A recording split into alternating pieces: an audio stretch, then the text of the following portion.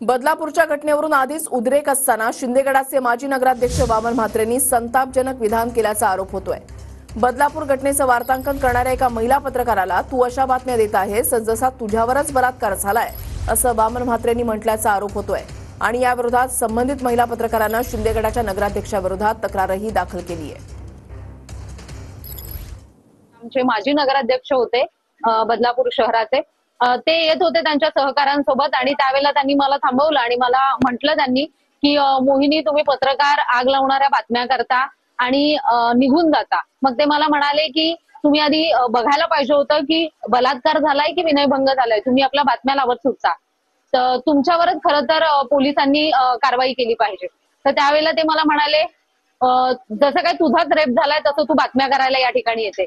अशा प्रकारचं गलिच्छ अर्वाच्छ भाषेत त्यांनी माझ्याशी वर्तन केलेलं आहे आणि विचित्र हावभाव होते त्यांचे हे सगळं बोलत असताना।